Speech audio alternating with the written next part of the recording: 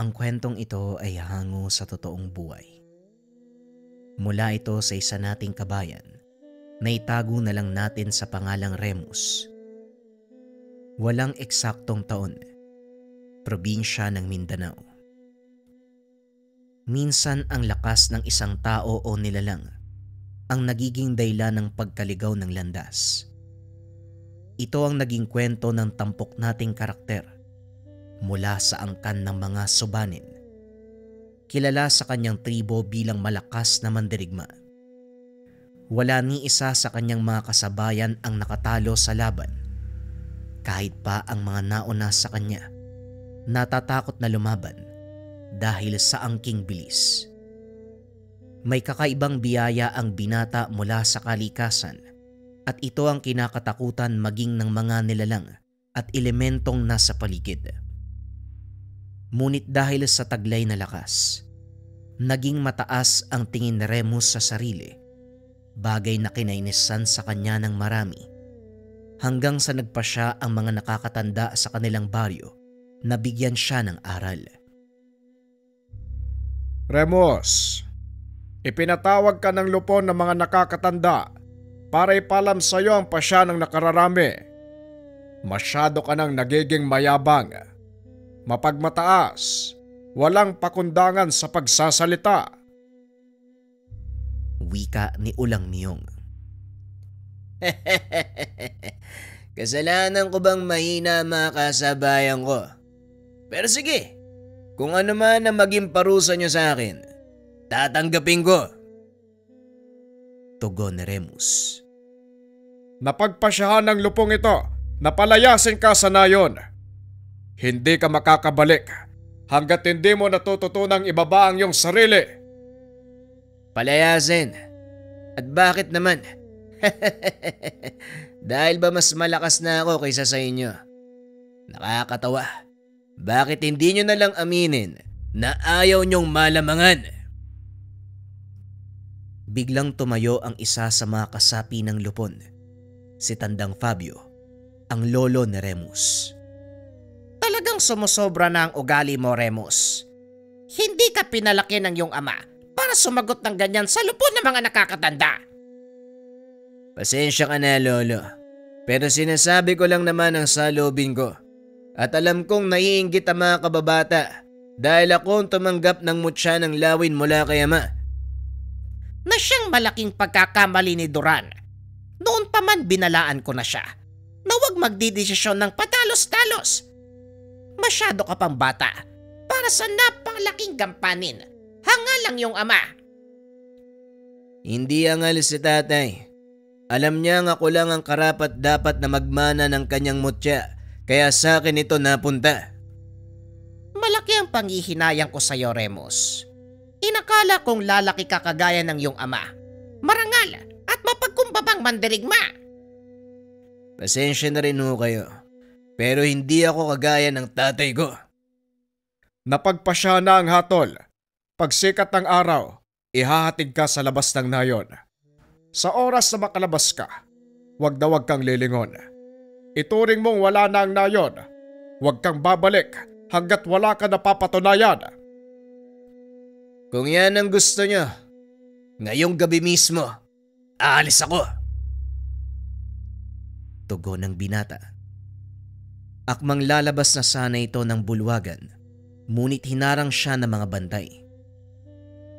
Pasensya na pero hindi ka makakalis hanggat hindi sumisikat ang araw. Alam mo ang kaugalian. Mananatili kang nakakulong hanggang kinabukasan.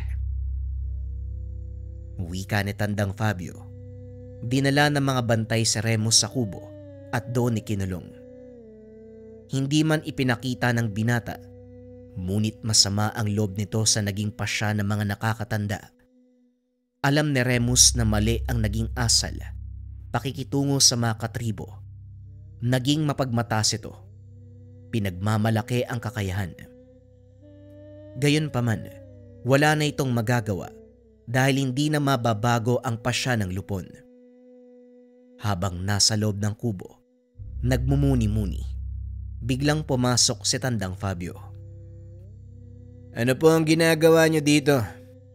Hindi ba nagpasya na kayo? Walang kasapi ng lupon. Nakapagpasya na ako. Ngunit bilang lolo mo, alam mong hindi ko rin gusto ang nangyayari. Saan ba ako nagkulang, Remus? Hindi ikaw ang nagkulang, Lolo. Kung hindi ako, wala na ako magagawa eh. Hinarap ko na ang bunga ng aking mga pagkakamali. Simula nang mamatay ang iyong ama, ako na ang nag-alaga sa iyo. Kilala kita, Remus. Mabuti kang bata. Malayo sa nakikita ko ngayon. Kaya malaking katanungan sa akin kung ano nangyayari. Hindi ko rin alam, Lolo. Siguro tama lang ang naging pasya ng mga nakakatanda. Kailangan kong lumayo sa kinaugalian kong lugar para tuklasin ang mas malawak na saklaw ng mundo. Matalino kang bata, Remus. At alam kong malalampasan mo ang lahat ng ito. Kahit gaano pa kahirap ang pagdaanan mo, huwag na huwag kang susuko. Patunayan mo na isa kang subanin. Matapos ang pag-uusap, lumabas sa kubo ang matanda. Tumatak sa isipan ni Remus ang lahat ng mga sinabi ni Tatang Fabio. Hindi na nagawang makatulog ng binata hanggang sa sumapit ang pagsikat ng araw. Paglabas nito sa kubo, nakaabang na ang mga mandirigma ng tribo. Handa na siyang samahan palabas ng nayon. Ngayong araw ipapatupad ang hatol sa iyo, Remus.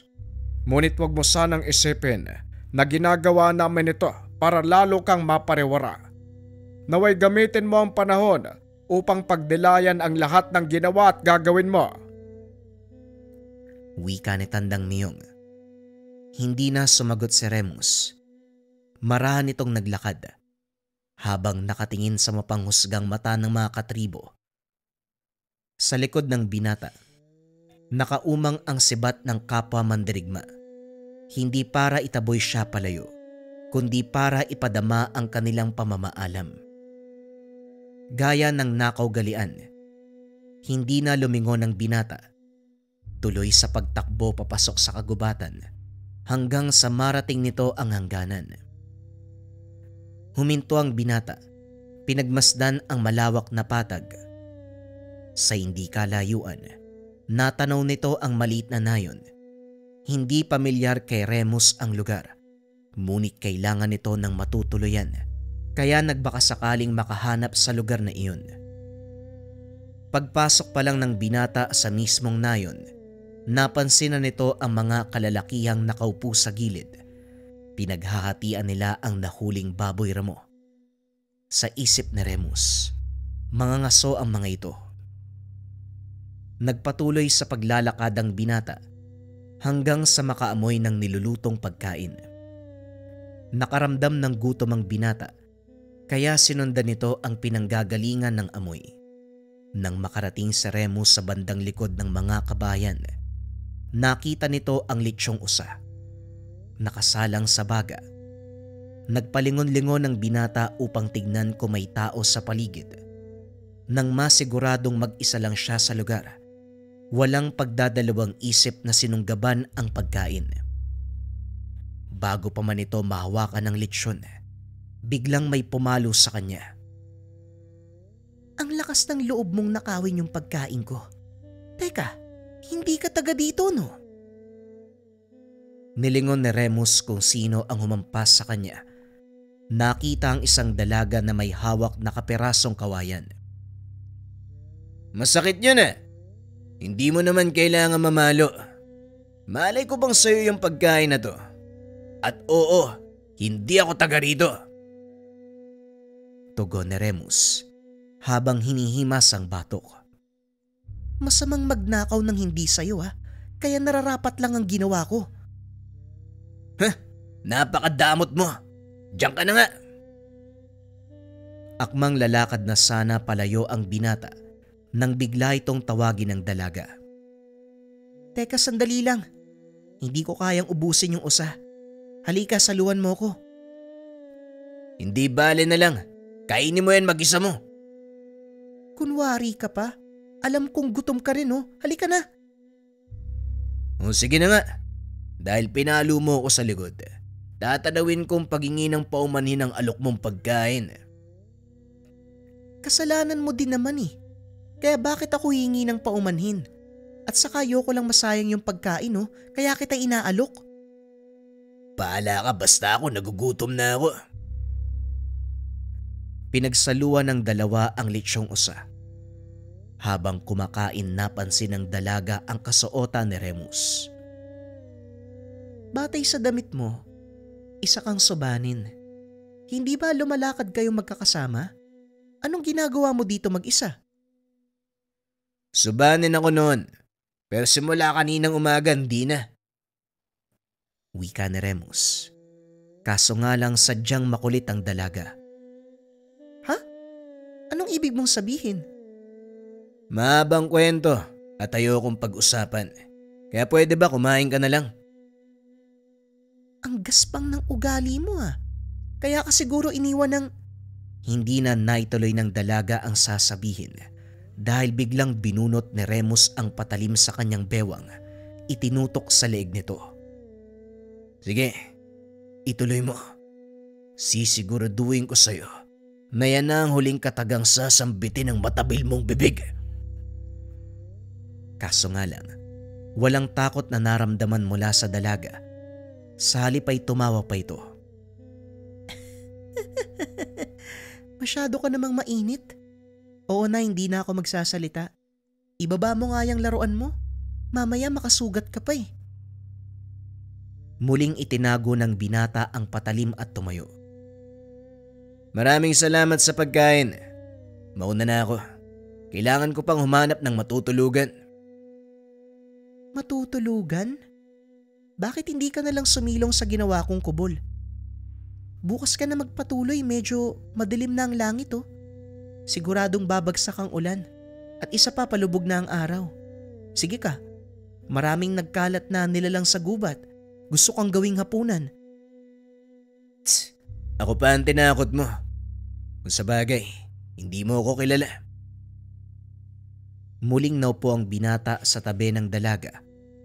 Natawa ito at lalong inasar si Remus. Kung hindi ka takot, bakit hindi ka tumuloy? Ano kasi, ayoko sa ulan. Malamig sa balat. Oo nga, ayoko mabasa. Ikwento mo sa pagong. Wana nga pala. Wana? Anong ibig sabihin nun? Mangmang. Wana ang pangalan ko. Ikaw anong pangalan mo? Wana ang pangalan mo. Remus naman sa akin. Ikinagagala kitang makilala, Remus. O siya, magpahinga na tayo. Maagang natutulog yung mga tao dito. Baka pagkamalan tayong magnanakaw eh. Naiga ang binata malapit sa ginawang siga. Pinagmamasdan nito ang mga bituin. Bumalik kay Remus ang masayang araw na kasama ang mga katribo. Hindi nito namalaya na tumulo na ang luha sa mata. Huy! Bakit ka umiiyak? Anak ng kabayong gala. Bakit ka ba nang gugulat? Hindi ako umiiyak. Naluluwa lang ako dahil sa mga bituin. At saka anong ginagawa mo dito? Doon ka nga sa loob ng kubo. Kababae mong tao eh. Alam mo Remus, hindi bagay sa'yo magsungit Malayo sa itsura mo yung pinapakita mong ugali. Matulog ka na. Umalis din ako sa amin. Meron akong gustong patunayan eh. Kahit babae ako, kaya kong mamuhay nang hindi umaasa sa mga kalalakihan. Ang sabi ko Hindi na ituloy ng binata ang sasabihin. Nakita nitong nakapikit ang dalaga habang nakaiga sa kanyang tabi. Tumulo ang luha nito. Alam ni Remus, mabigat ang pinagdadaanan ni Wana. Ako naman, umalis na yon bilang parusa. Parusa? Anong ginawa mo? Naging mapagmataas ako eh. Masyadong mababa ang naging tingin sa mga katribo at minsan nakakapagbitaw ng hindi magandang mga salita, lalo na kapag nagkakamali sila. Hindi na nakakapagtaka. Napakasungit mo kasi. Ako naman ayoko mamuhay sa kaugalian ng aming tribo. Umaasa ang lahat sa mga lalaki na kung tutusin, may kakayahan naman kami mga babae. Mamuhay kahit walang tulong yung mga kalalakihan. Mapagmataas ka din pala kagaya ko eh. Siguro nga pinag-adya ng may lika na magsama tayo. Huwag ka masyadong magpakampante ha. Bukas maghihiwalay na tayo. Ngayong gabi lang dahil kailangan mo ng masisilungan. Ewan ko lang ha. Pero maiba ako. Saan mo balak pumunta? Kahit saan. Kanluran, silangan, kung saan ako dali ng mga paa ko. Baliw ka nga. Paano kaya kung... Muling naputol ang sasabihin ng binata. Nakita nito. Tulog na ang dalaga. Tinanggal ni Remus ang balabal upang ipangtakip sa katawan ni Juana matapos ay lumipat ito ng higaan. Kinabukasan nagising ang dalawa sa ingay ng mga kalalakian. Dali-daling tumayo si Remus, ngunit naramdaman nito ang malamig na dulo ng sibat sa kanyang likuran. Huwag ka nang magtangkang lumaban. Anong ginagawa niyo sa lugar na to? Malaking pagkakamali ang pagtutok mo ng sibat sa likod ko, Ginoo. Sagutin mo ang tanong ko. Kung ayaw mong tumarak ang sibat na to sa katawan mo. Ulitin ko ha. Malaking pagkakamali ang ginagawa mo. Kung ako sa'yo, ibababa ko ang sandata ko at makikipag-usap ng maayos. Aba, tinuutusan mo ba ako? Hindi mo ba ako kilala? Ako ang punong mandirigma ng nayong ito. Ay nako, kaya ayoko nakikipag-usap eh. Biglang nawala ang binata sa paningin ng mga naroon. Nang muli itong magpakita, nasa likod na siya ng lalaking may hawak ng sibat. Nakatutok ang patalim sa leeg habang nakangiti. Paano ka napunta dyan? Hindi mo na kailangan malaman. Ngayon sabihin mo sa mga kasama mo, pakawala ng kasama ko. Sumunod ang mga kalalakian matapos ay tinulak ni Remus ang lalaki. Napadaan lang kami sa nayong ito. Nagpahinga sandali. Wala kaming masamang intensyon o anuman. Kung ganun, bakit hindi mo kagad sinabi? Para namang makikinig ka kung sasabihin ko sa'yo. Kung totoo ang sinasabi niyo, maaari ka bang humarap sa aming pinuno? Yun lang pala eh. Juana, tara. Sumama ang dalawa papunta sa tahanan ng pinuno ng nayon. Pagdating, nakita ni Remus ang matipunong lalaki. Pamilyar sa kanya ang taong iyon. Sa nakikita ko, ikaw binata ay mula sa angkan ng mga subanin. At ikaw naman dalaga, mula sa tribo ng Tagbanwa. Anong ginagawa niyong magkasama? Tama ka. Mula nga ako sa angkan ng mga subanin. Kung di ako nagkakamali, ikaw si Pinunong Sampinit. Paano mo kong nakilala? Ako ang panganay na anak ni Sulak, apo ni Fabio, ikalimang pinuno ng mga subanin. Minsan tayo nagkasama sa isang gubat para mangaso. Natatandaan kita. Pero paslit ka pa lang ng mga panong iyon. Kumusta ang iyong ama? Wala na si ama. Muling naibalik ang pamumuno sa aking lolo Fabio nang mamatay siya. Kung ikaw ang panganay na anak, bakit hindi ikaw ang humalili kay Sulak? Hindi ako karapat-dapat. Marami pa akong dapat patunayan. Ngayon, kung inyong mamarapatin, Punong Sampinit, kailangan na naming magpatuloy sa paglalakbay. Bakit hindi muna kayo manatili para mananghalian? Magpapahanda ako ng maraming pagkain bilang pagsalubong sa aking mga panauhin. Paumanin, Punong Sampinit, ngunit maling tao ang pag-aalayan nyo ng piging. Salamat na lang ho. Mauna na kami ng aking kasama.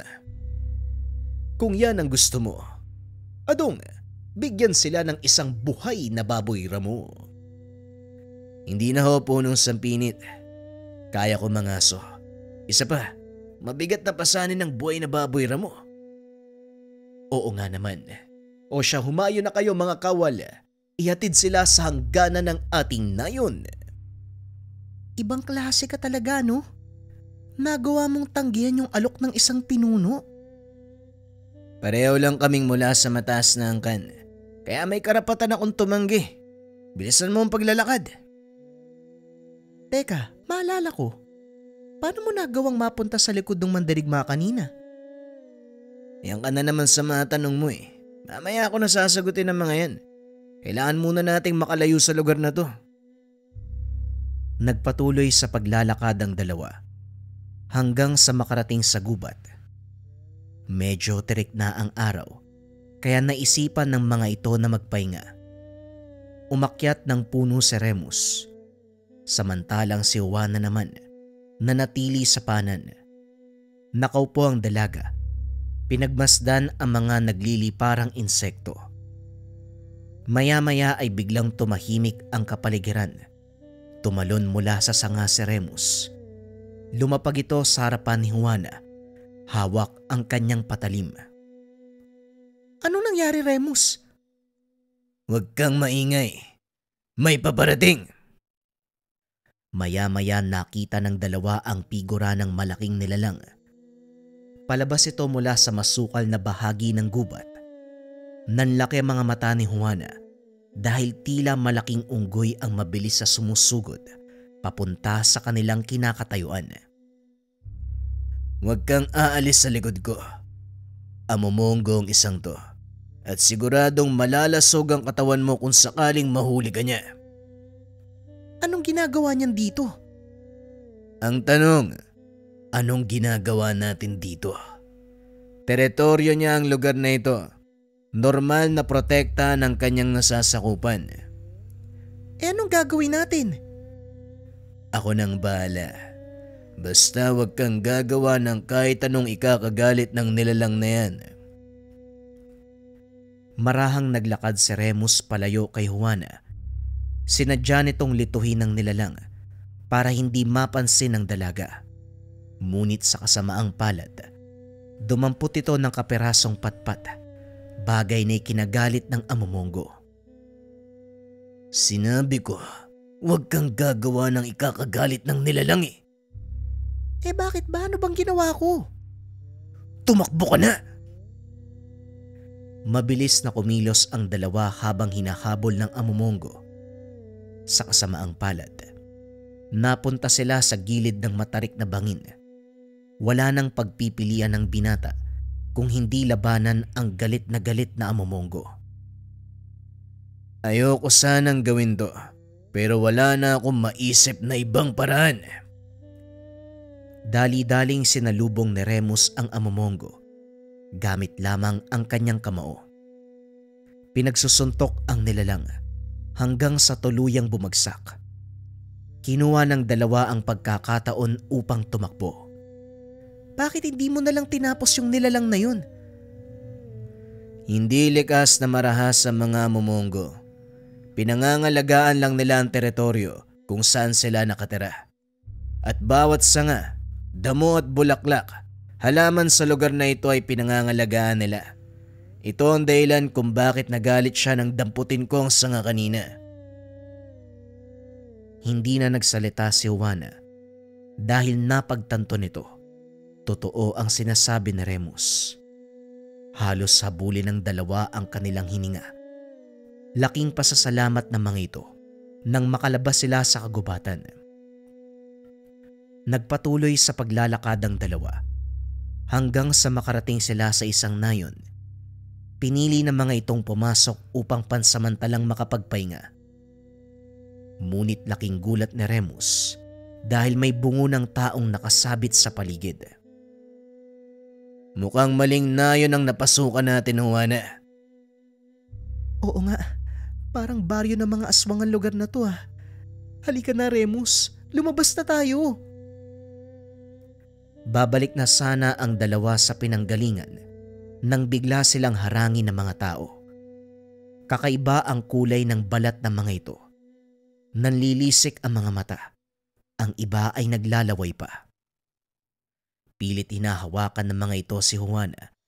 Tinatapik naman ni Remus ang kamay ng mga ito. Mukhang tama ang sinabi mo, Juana. Baryo nga ng mga aswang na napasok natin. Huwag kang lalayo. Manatili ka sa likuran ko. Inilabas ng binata ang patalim. Nilabanan ang napakaraming aswang. Dito na namalas ni Juana ang malaagilang kilos ni Remus. Kakaiba din ang linaw ng paningin nito. Medyo palubog na ang araw ng mga oras na yun. Ngunit walang kahirap-hirap na nakikipagsabayan si Remus sa mga kalabang aswang. Patuloy itong nakikipaglaban hanggang sa makalabas sila sa nayon. Tinamaan ng lintik. Mukhang minamalas tayo May balat kaya sa... Huwag mo nang ituloy yung sasabihin mo. Sasampalin kita. Ay naku, ano bang kapalaran to? Akala ko makakapagpahinga na. Oo nga kahit saan tayo magpunta may nakaabang na panganib. Ang mabuti pa, manatili na lang tayo sa isang lugar. Mas mabuti pa nga pero wag dito. Hindi kalayuan yung baryo ng mga aswang Siguradong maglalagalag ang mga yun para maghanap ng pagkain.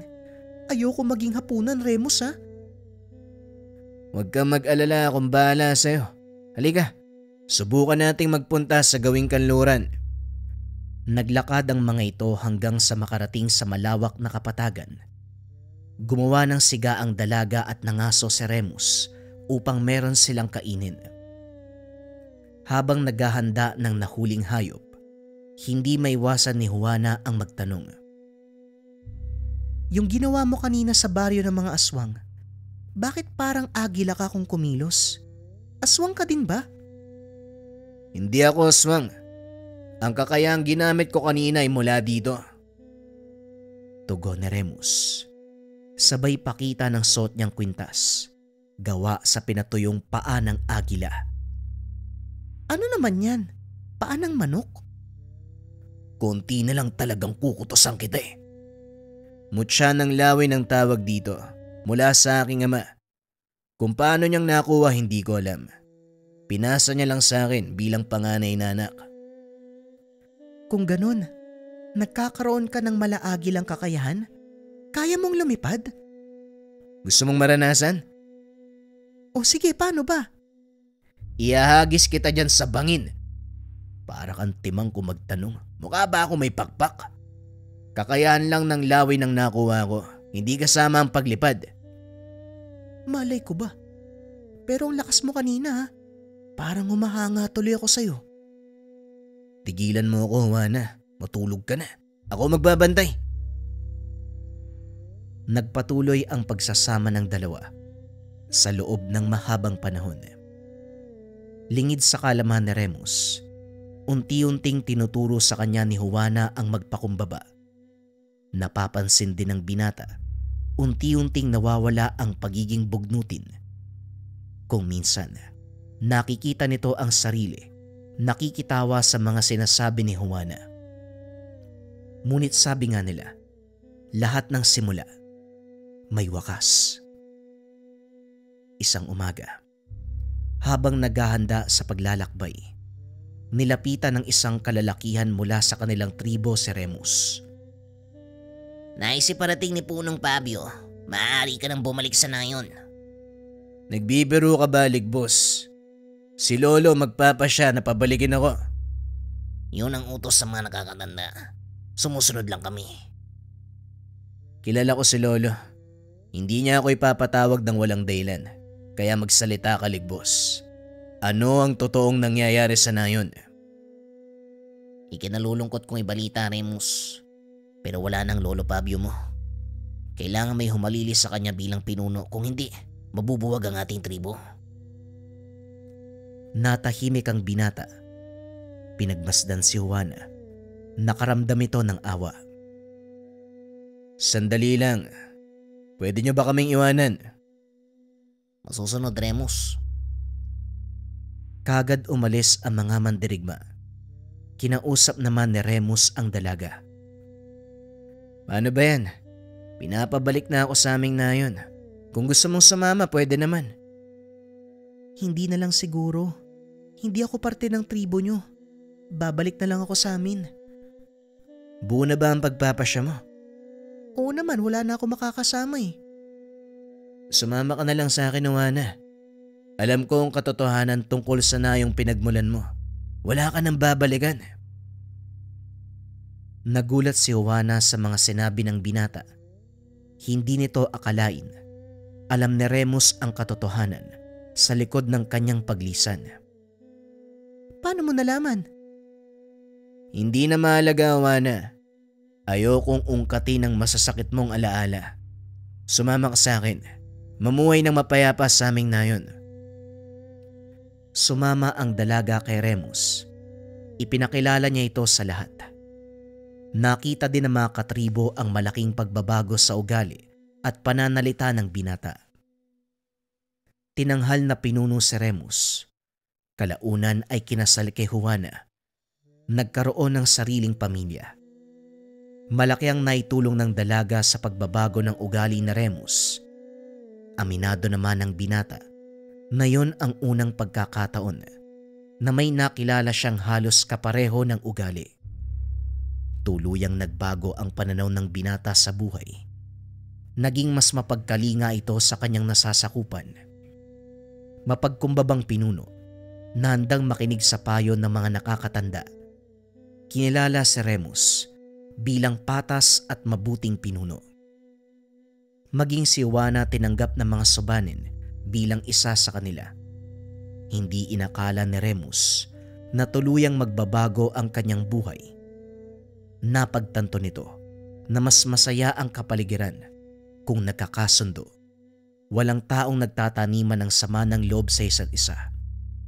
Buong pusong pinamunuan ng mag-asawang Juana at Remus ang Sobanin.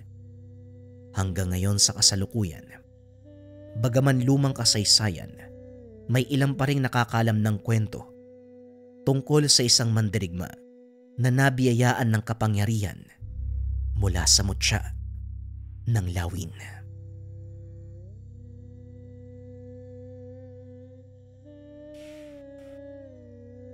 Ang kwentong ito ay hango sa totoong buhay. Mula ito sa isa nating kabayan na itago na lang natin sa pangalang Gimbo. Taong 1989, probinsya ng Bohol. Hindi mapakali si Giler habang pabalik-balik ng lakad sa harapan ng pintuan. 10 oras na ng gabi pero wala pa ang kapatid na si Gimbo. Hindi naman ito ang unang pagkakataon dahil sa lahat ng lakad ay matagal nakakauwi. Hindi ito ang kinabahala dahil ang mas kinakatakutan ay ang pakikipagsapalaran ni Gimbo sa mga nilalang katulad ng aswang. Sa katunayan, isa siyang antingero na tinutugis ang bawat halimaw na mababalitaan nasa lugar man o karatig bayan. Matagal na itong ginagawa. Lihim nung una dahil walang ideya si Giler. Nalaman na lang nung minsang nasaksihan ang engkwentro. Hindi kasi nagpaalam kung saan lugar pupunta eh. Sana nasundo kita. Pag uwi mo marami ka na namang pasa. Kuya kasi, kung makasaba ka sa laban, akala mo pusa ka na maraming buhay eh. Wika ni Giler. Napapalakas ang pagkamot sa ulo sa inis. Ilang sandali pa, sinalubong ang kapatid ng matanaw sa labas. Oh, anong oras na gising ka pa? Ilang beses ko bang sasabihin sa'yo? Mauna ka sa pagtulog. Walang oras yung pag-uwi ko eh. Mapupuyat ka na naman yan eh. May pasok ka pa bukas. Tugon ni Gimbo. Kuya, ako ka mong dapat magtanong. Anong oras na oh? Sandali nga, may sugat ka ba? Nagdurugo yung balikat mo.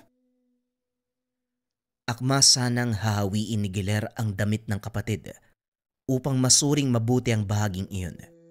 Kaso nga lang mabilis itong umiwas. Wala akong sugat. Hindi sa akin galing ang dugo na to. Sa kalaban yan. Napaaway ako habang pauwi kaya natagalan eh. Ang hirap kasing itumba ng nilalang eh. Pero ayos din naman. Nailibing na. Yang ka na naman kuya eh. Sumasaba ka na naman sa mga nilalang na yan eh. Bakit ba kasi hindi ka nalang umiwas? Sa susunod mapapahama ka na dyan. Hindi natin alam kung kailan ka puprotektahan ng tangan mong bertud. Yung albularyo nga sa kabilang bayan. Yung matanda na namamatay sa inkwentro oh. Partida marami nang alam yun ha. Bago sinagot ni Gimbo ang katanungan ng kapatid, pumasok muna sila ng tahanan. Doon pinag-usapan ang mga bagay-bagay. Tama ka. Si mga pong ang nasawing albularyo sa nangyaring inkwentro nung nakaraang linggo. Ang sabi ng mga kapitbahay, matagal nang may umaligid sa tahanan ng matanda eh. Walang nakalam ng eksaktong oras, pati araw kung kailan naganap. Nakita nila yung albularyo na wala ng buhay. Nakatihaya pa sa paanan ng hagdan. Nangingitim ang katawan, pugot ang ulo. Kung hindi napada ng isang magkakahoy, walang makakatuklas. Tignan mo na kuya. Alam ko naririndi ka sa akin pero hindi ako magsasawang magpaulit-ulit sa'yo. Mas malalim na yung kaalaman nun sa'yo oh. Ikaw pa kaya kuya, ilang taon ka pa lang oh. Baka naman pwede mo nang itigil yan. Kailangan ba talaga kapag meron kang bertud, kikilos ka para manugis ng aswang? Siguro naman pwedeng hindi. Natawa si Gimbo sa sinabi ng nakababatang kapatid. Matanda siya ng mayigit 10 taon, pero parang si Giler ang panganay dahil sa inaakto. Pwede naman ang sinasabi mo, pero madrama ang tungkulin ng manunugis eh. Hayaan mo.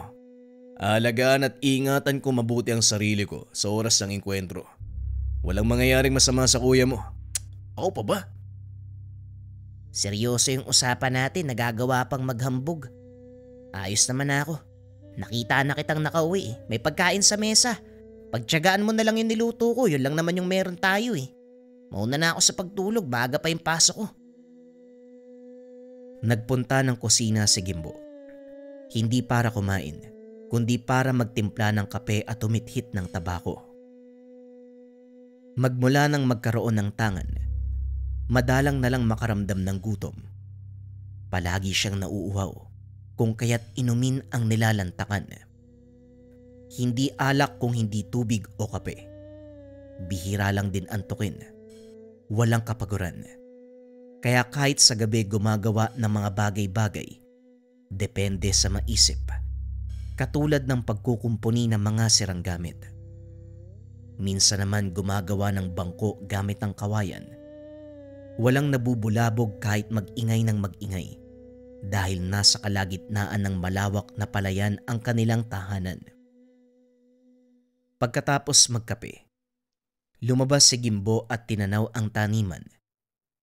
Maliwanag ang buwan ng mga sandaling iyon, kaya naaninag ang nasa paligid. Hindi nagtagal. Anino ng tao ang nakita sa kalayuan. Kahit may distansya, sigurado sa nakikita dahil isa ito sa kakayahan ng tangan. Hinayaan lamang sa pag-aakalang lasing na ginabi sa daan. Madalas may nakakatulog na lasenggo sa palayan. Pero nang balikan ang tingin, hindi tao, kundi aswang. Walang pagdadalawang isip na kumaripas ng takbo. Hindi hinayaang makatakas ang nilalang. Hinabol ito hanggang sa maabutan. Bumungad ang takot ng nilalang nang maramdaman ang presensya ni Gimbo. Naaamoy ko pa ang dugo ng tao sa'yo. Yung dugo ng biniktima mo. Saang lugar ka ng biktima? Wika ni Gimbo. Inihanda na ang panabas. Hindi sumagot ang nilalang. Salip nag-intay ng pagkakataong tumakas. Panay ang pag-atras nito habang nasa manunugis ang tingin. Binabantayan ang bawat galaw upang madaling makaiwas kung sakali. Kaso nga lang nabasa ni Gimbo ang ganitong kilos. Isang kurap lang. Lumatay sa katawan ng aswang ang talim ng panabas. Nag-iwan ng mahabang sugat mula sa mukha hanggang sa tiyan. Kamuntikan pang mahati ang katawan nito. Ang pangit ng laban ngayon. Hindi man lang ako pinagpawisan. Kaya ayoko nakikipagto sa ordinaryong aswang katulad ng isang to eh. Nakakawalang gana. Kinabukasan, maagang nagtungo sa pamilihan si Gimbo upang makabili ng kakailanganin sa bahay. Habang abala sa pagtitingin sa mga paninda, napansin niya ang pamilyar na presensya. Hindi pa ito nakikita pero nakilala na. Pagkatapos magbayad, dumiretso sa pag-uwi. Ilang sandali pa ay natigilan. Hinarang siya ni Arnold, isang lalaki na may lahing aswang na palaging naghahamon ng away. Parang nagmamadali ka yatang umuwi ah. Halika dito. Magsubukan muna tayo. Papawis ba? Sa ibang araw na lang. Marami pa akong gagawin sa bahay ngayon eh. Pero bakit ba nagyayaya ka tuwing tarikang araw? Ayaw mo ba sa gabi? Pabor pa yun para sa'yo. Bakit naman kailangan sa gabi kung pwede namang gawin sa umaga? Mas mainam maliwanag. Maraming makakanood. Maraming makakakita. Naduduwag ka na naman ah. Hindi ka pumapalag. Sino bang naduduwag sa atin? Sa tuwing babanggitin ko ang salitang gabi, doon tayo magtuos. Ayaw mo kong paunlakan. Nagbago ang reaksyon ng kausap. Nagmamadaling umalis nang makitang may grupo ng magsasaka na papalapit sa kanilang kinalalagyan. Tumabi si Gimbo. Hinayaan ang mga ito na makadaan. Sumunod na rin siya. Nagmamadaling umuwi para maabutan ang kapatid. Kaso nga lang nakaalis na ito. Kagad ding kinutuban ng mapansin ang mga kalmot sa lamesang nasa bakuran. Bagong hulma lamang ito at noong nakaraang araw, siya mismo ang gumawa. Wala itong gasgas. Sinuri ng mabuti ang mga kalmot. Hindi gawa ng anumang patalim o matulis na kahoy o anumang bakal. Inamoy ang aroma. Samyo ng nilalang. Sira ulong Arnold. Dumaan pa talaga dito sa bahay para magkalat. Nagyayabang sa ganitong paraan pero hindi naman kayang pumalag sa gabi. Makalipas ang ilang sandali, napansin ang paparating na magsasaka. Kagad sinalubong dahil papalapit sa bahay. Kimbo, mabuti na abutan kita. Akala ko nakikigapas ka ng palay sa kabilang taniman eh. Yung kapatid mong si Giler, pinapasundo ng maestra na himatay. Dali-daling tumakbo si Gimbo papunta sa paaralan. Naabutan sa isang silid ng kapatid. Nakaiga at wala ng malay. Naroon ang mga guro. Nagbigay ng paunang lunas. Hinihilot ang kamay at noo. Magalang siyang bumati sa mga ito. Humingi ng permiso na iuuwi si Giler. Habang buhat-buhat ang kapatid, alam niya na merong nakasunod. Kahit malayo, nararamdaman ang presensya nito. Tumigil sa paglalakad si Gimbo. Sumilip sa likuran. Nakita niyang nasa likod ng puno si Arnold. Lumabas ito upang magpakita sa kanya. Ngumiti ng nakakaloko at kumaway.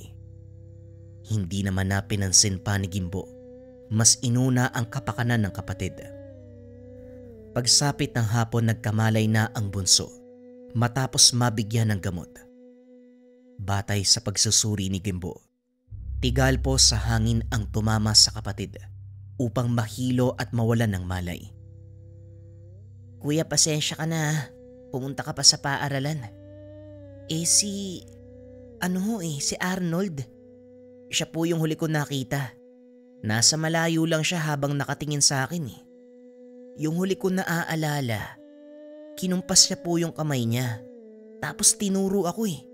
Ayun, sumakit yung ulo ko tapos nawalan na ako ng malay. Naikuyom ni Gimbo ang mga kamao nang marinig ang sinabi nito. Talagang hindi titigil ang baliw na yan.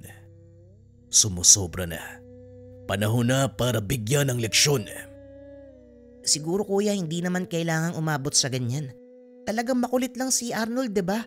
Titigil din 'yun. Hindi ordinaryong tao si Arnold Giler.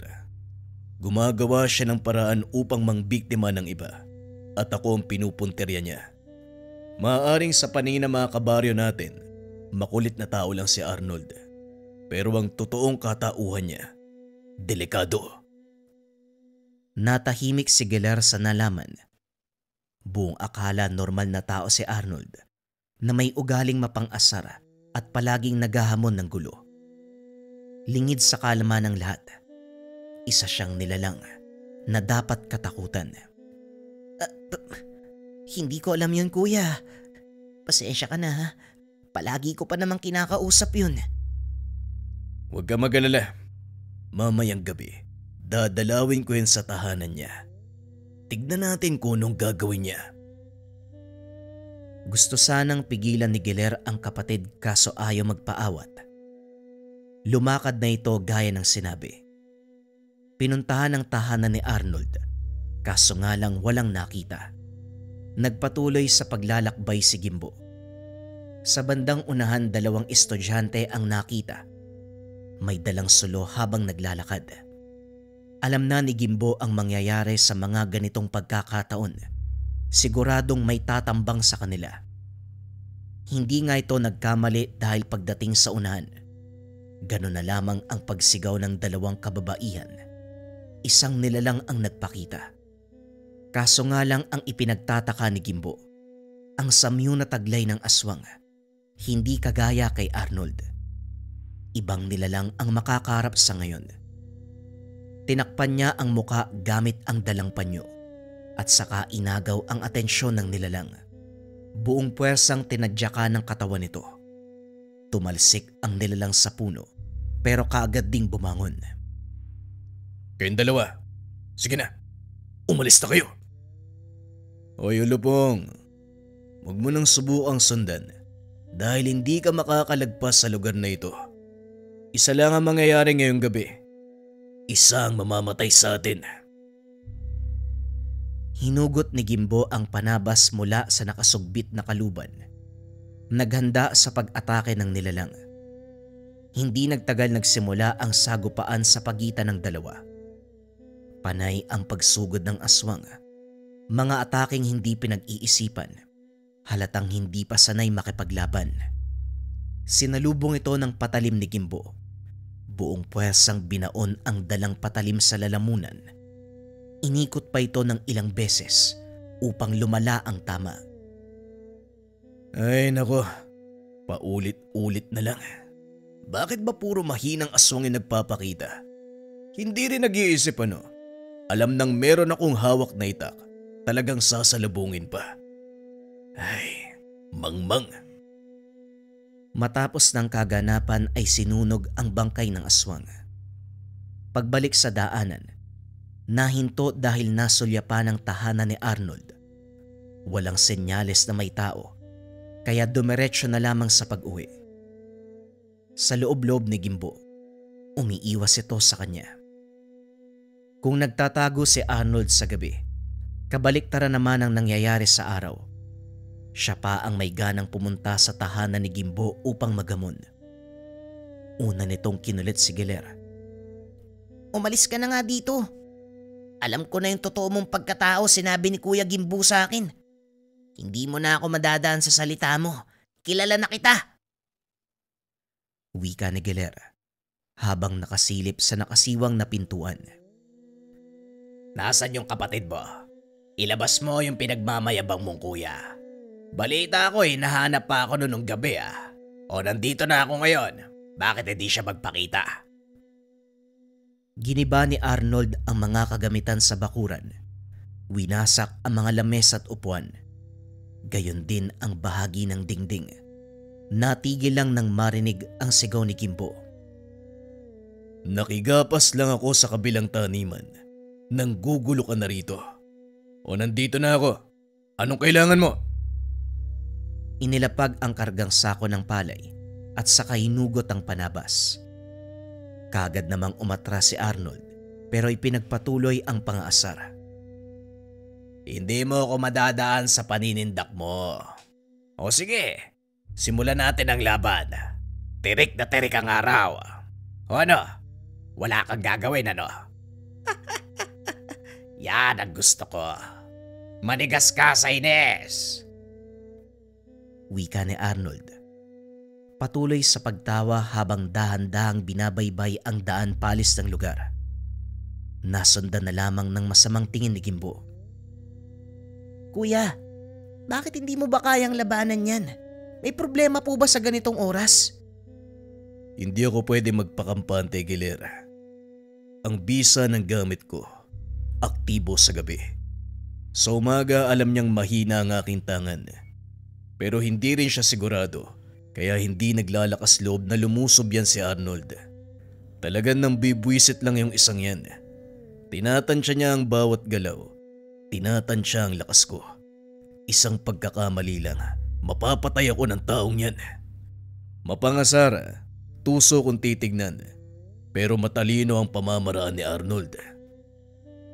Nang mga sumunod na araw, nagtaka si Gimbo dahil hindi nagpaparamdam si Arnold. Ang sabi ng nakakita, umalis ito sakay ng isang bus patungo kung saan. Walang nakaalam ng pupuntahan. Nakahinga ang antingero dahil sa wakas walang manggugulo. Naibuhos din ang buong oras at atensyon sa paggagapas ng palay. Sumasama siya sa mga magsasaka tuwing umaga at sa gabi. Nakikiramdam sa paligid. Rumeresponde sa mga taga-sityo. Nang mabalitaan ng kaganapan sa kabilang baryo, dali-daling pinunta ni Gimbo. Nalaman ang mga alagang kalabaw ng kakilala. Dinali ng nilalang. Sa bilang na 10, isa na lamang ang natira. Ang usap-usapan, isang estranghero ang umaaligid bago nangyari ang pambibiktima. Humingi ng abiso si Gimbo na matignan ang katawan ng mga hayop. Sa pagsusuri, naamoy niya ang samyo ng aswang. Hindi na gaanong malakas ang kapit. Swerteng naabutan bago mawala. Bakas din sa pamamaraang ginamit, bagay na nakita na noon. Sa isip niya, nasa hanay ng lahi ni Arnold ang aswang na sumasalakay dahil sa paraan ng pagpatay. Gimbo, ano ang nakita mo sa katawan? Sana may ideya ka. May tiwala ko sa'yo. Iaasa ko ang pangyayaring ito. Diyos ko, pinaghirapan kong pag-ipunan para makabili ng maraming kalabaw, tapos mamamatay na lang ng ganito. Wika ni Mang Abyok. Kumpirmado, Manong. Aswang ang dumali sa mga kalabaw mo. Huwag kayo mag-alala. Hahanap ako ng paraan para makatulong. Pagkatapos ng pag-uusap, nagpaalam si Gimbo. Bumalik sa tanimang ginagapas. Sa pagpapatuloy ng gawain, hindi nakaligtas ang bakas ng mga yapak at paghawi ng mga palay sa gitnang bahagi. Hapon na ng mga sandaling ito, nakauwi na ang mga kasamang magsasaka. Siya na lamang ang naiwan dahil may tinatapos. Walang ibang tao sa paligid. Nagkaroon ng pagkakataong suriin ang mga bakas. Mula sa lupa hanggang sa dahon ng mga palay, naaamoy ni Gimbo ang samyo ng aswang. Katulad ng kumapit sa katawan ng mga kalabaw, napakunot ang noo na may naalalang kaparehong amoy. Upang masiguradong hinala, nagpagabi sa taniman, nagbabaka sakaling bumalik ang nilalang sa lugar. Sa kubo nakaabang habang nagmamasid sa paligid. Humigpit ang kapit sa dalang panabas. Ilang sandali ang lumipas. Naaninag sa unahan ang lalaki naglalakad. Masyadong maliwanag ang buwan kung kaya't nakilala kung sino ito. Ganon na lamang ang pagngiti ni Gimbo. Palimitong sinundan. Nakarating sa pinakadulo ng taniman kung saan nakapastol ang mga kalabaw. Pumwesto ang lalaki doon sa lugar. Nagpahid ng kung anong langis. Dahan-dahang nagpapalit ang anyo. Mula sa pagiging tao, tinubuan ng maraming balahibo, kasabay ng paghaba ng mga kuko at pagtulis ng mga ngipin. Kagad siyang sumunggab at kumalmot. kinagat sa liig. Habang maigpit na nakaamba sa likuran, humiyaw ang hayop, dahan-dahang bumagsak. Ang natirang kalabaw ay hindi matigil sa pagwawala. Ang iba ay kumaripas ng takbo matapos mapigtas ang tali. Akmang aatake sa naabutang hayop, pero natigilan nang tumama sa noo ang bato na hinagis ni Gimbo. Sa pagkakataong ito, naagaw ng manunugis ang atensyon ng nilalang. Umangil ng napakalakas. Naghanda na ito para sa pag-atake. Si Gimbo sa kabilang banda, nag-aantay na mauna ang nilalang. Hindi nagtagal nagtuos ang dalawa. Sa puntong ito, nakitaan kaagad ng pambihirang kakayahan ng aswang. Sobrang bilis ng kilos, maliksi. Hindi may pagkakaila ang taglay na lakas. Sumugod ito ng kalmot. Kumakagat din kapag nakakatsyempo. Ang mga kamay naman ay panay abot sa leeg ng antingero para sakalin. Sasakalin mo ko, kagaya ng ginagawa mo sa mga hayop. O sige, subukan mo.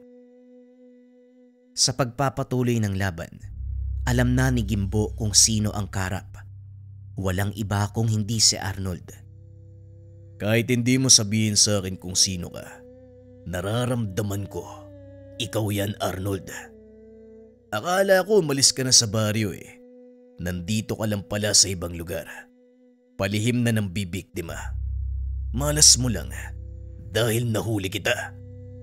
Buong puwersang itinulak ng aswang ang manunugis. Dahilan para pansamantalang makalayo. Malakas na angil ang pinakawalan. Muli siyang sinugod. Si Gimbo sa kabilang banda, aminado sa sarili na humanga sa bilis ng nilalang. Walang tigil sa pag-atake, kaya tanging pagsalag lamang ang nagawa. Bagyang nainis sa sitwasyon dahil lumipas na ang ilang sandali ay hindi pa rin nakabuelo. Panay ang pag-ilag dahil kung hindi iiwas ay titilapon. Nang mga sumunod na segundo, mas lalo pang nahirapan ng bilisan ng nilalang ang kilos. Ilang beses pang natumba dahil sa lakas nito. Natigil ang sandali ang sagupan. Tumigil si Gimbo. Nagabol ng hininga dahil sa pagod. Nang mga sandaling ito ay naging kampante ang nilalang. Bumalik sa anyong tao at nagsalita. Nandito na tayo, Gimbo. Nagkita tayo sa oras na gusto mo. Hindi na sana ako nag-ingat. Hindi ka naman pala ganun kalakas. Inantay ni Gimbo ang susunod na gagawin. Nang makitang kampante si Arnold, buong puwersang hinila ang itak. Hinataw sa binti ng nilalang. Umangil lang napakalakas si Arnold. Ininda ang napinsalang bahagi ng katawan. Kagaya ng inaasahan, Arnold. Masyado kang mabunganga. Kaya yan din ang naging kahinaan mo. Hindi sumagot si Arnold. Panay lamang ito sa pagdaing. Sinubukan pang tumakas. Dahan-dahang gumapang. Sa sobrang bagal ng pag-usad, nakuha pang humithit ng tabako ni Gimbo.